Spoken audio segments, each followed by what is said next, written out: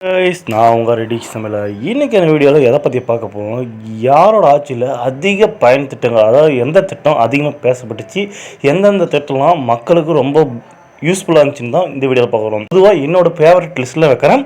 இது ரெண்டு கட்சியுமே நல்ல விஷயத்தை தான் பண்ணிக்கிறாங்க. ஸோ அதை பற்றி தான் இன்றைக்கி வீடியோவில் பார்க்க போகிறோம். வீடியோ ஸ்கிப் பண்ணாமல் பாருங்கள்.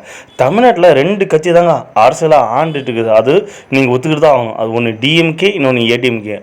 தமிழ்நாட்டில் பல திட்டங்கள் வந்திருக்கு. ₹1 அரிசி திட்டம், அம்மா உணவகம், ஃப்ரீ லேப்டாப், ஃப்ரீ டிவி, இந்த மாதிரி ஏகப்பட்ட திட்டங்கள் ஆட்சியில் வந்திருக்கு. இன்றைக்கி டிஎம்கே விஸ் ஏடிஎம்கே முழு உண்மையை பட்டியலை இந்த வீடியோவில் பார்க்க போகிறோம். மறக்காமல் வீடியோக்கு ஒரு லைக் பண்ணிங்க, மறக்காமல் சேனல் ஃபாலோ பண்ணிக்காங்க. கருணாநிதி தமிழ்நாட்டில் நிறைய சமூக நல திட்டம்லாம் கொண்டு வந்திருக்காரு. அதை பற்றி இன்றைக்கி லிஸ்ட்டு போடலாம். இது என்னோடய ஃபேவரட் லிஸ்ட்டு. நீங்கள் உங்களுக்கு பிடிச்ச திட்டத்தை கீழே கமெண்ட் பாக்ஸில் கமெண்ட் பண்ணுங்கள்.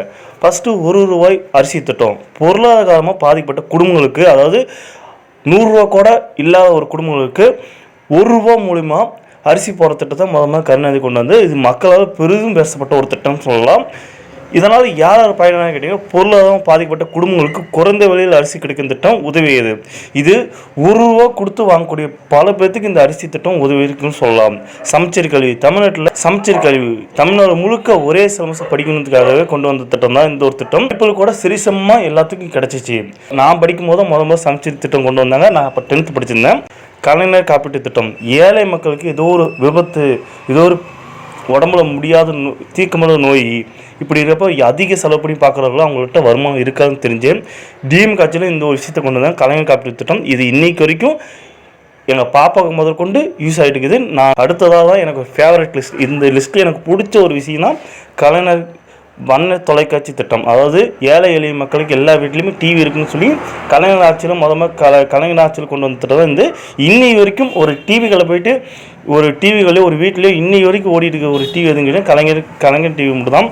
அதுக்கு பேரே கலைஞர் டிவி தான். நான் இன்னைக்கு வரைக்கும் எங்கள் கடையில் எங்கள் வீட்டில் இது தான் ஓடிட்டு இருக்குது. ரொம்ப குவாலிட்டியான ஒரு டிவி தாங்க. 20 வருஷம் ஆனாலும் உங்களுக்கு எந்த செலவும் பெருசாக இருக்காது. மிஞ்சி போனால் 150 செலவாகும். ஸோ இப்போ ஏடிஎம்கே ஆட்சியில் வந்த என்னோடய ஃபேவரட் லிஸ்ட்டு தான் நான் பண்ணிக்கிறேன். உங்களுக்கு என்ன திட்டம் பிடிச்சிருக்குன்னு சொல்லி கீழே கமெண்ட் பாக்ஸில் கமெண்ட் பண்ணுங்கள். அம்மா உணவகம் மிக குறைந்த விலையில் மக்களுக்கு உணவு கிடைக்க இந்த திட்டம் ஆரம்பிக்குது. அதாவது என்ன சொல்கிறேன்னா, இந்த திட்டமும் எனக்கு எப்படி கனெக்ட் ஆனிச்சுன்னா, என் ஃப்ரெண்டு வந்து 3 வருஷமாக வேலை கிடைக்கலைங்க. வேலை திட்டிகிட்டே இருந்தான். வேலை தரும்போது பசிக்கும்ல, காலையில் வீட்டில் சாப்பிட்டு போகிறோம். மதியானம் என்ன பண்ணுவான்னா, இந்த அம்மா உணவு திட்டத்தில் போய் சாப்பிட்டு 3 வாரம் அங்கேயே சாப்பிட்டு நைட் வீட்டுக்கு வந்துடுவான். ஸோ இந்த திட்டம் ரொம்பவே எல்லாத்துக்கும் பயன்புல்லாக இருந்திருக்கும். ரெண்டாவதாக அம்மாவோட குடிநீர் பாட்டில் திட்டம். குறைந்த விலையில் குடிநீர் பாட்டில் கிடைக்கணும். அப்போல்லாம் ஒரு பாட்டில் மினிமம் ₹20 ₹25. அதாவது நீங்கள் லோக்கலில் வாங்கினா ₹20 இருக்கும். அதே பஸ் ஸ்டாண்ட் சைடில் போய் வாங்கினா ₹20 ₹30 கூட வைப்பாங்க. ஏன்னா இருந்தாவே ஒரு ₹5 சேர்த்து வைப்பாங்க. அப்படிங்கிறப்ப குடிநீர் பாட்டில் ₹10 ஆரம்பிச்சிச்சிங்க. ₹10 பாட்டில் இன்னமும் ஞாபகம் இருக்குது. தாராளமாக ₹10 கொடுத்தீங்கன்னா எங்கே வேணாலும் கிடைக்கும் பஸ் ஸ்டாண்டில்.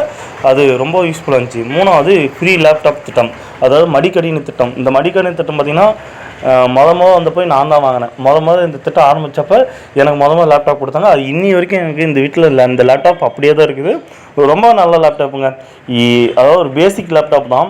இந்த லேப்டாப் திட்டம் வந்தோடனே அதாவது காலேஜ் படிக்க ஸ்டூடெண்ட்ஸ் ஆகும் லைஃப்பில் அடுத்தடுத்து மூவ் ஆகிறதுக்கு ஸோ ரொம்ப யூஸ்ஃபுல்லான திட்டம். அடுத்தது அம்மாவோட ரெகுலராக மாத்திரை வாங்குறது எல்லாத்துக்குமே இந்த திட்டம் மூலிமா ஒரு பாதிக்கு பாதி வேலை குறைஞ்சதான் சொல்லும். பாதிக்கு பாதி வேலை மாத்திரை வாங்க செலவு குறைஞ்சதான் சொல்லும். இந்த திட்டத்தை பற்றி எனக்கு அவ்வளோ தெரியல. ஆனால் நான் யூஸ் பண்ணதில்லை. பட் இதை வாங்கி யூஸ் பண்ண தான் அந்த அருமை என்ன தெரியும். ஸோ அதை யாராச்சும் நீங்கள் யூஸ் பண்ணீங்கன்னு சொல்லி இதோட திட்டம் எப்படி இருந்துச்சு, இதில் எவ்வளோ % ஆஃபர் கொடுத்தான்னு சொல்லி நீங்கள் கமெண்ட் பாக்ஸில் கமெண்ட் பண்ணுங்கள்.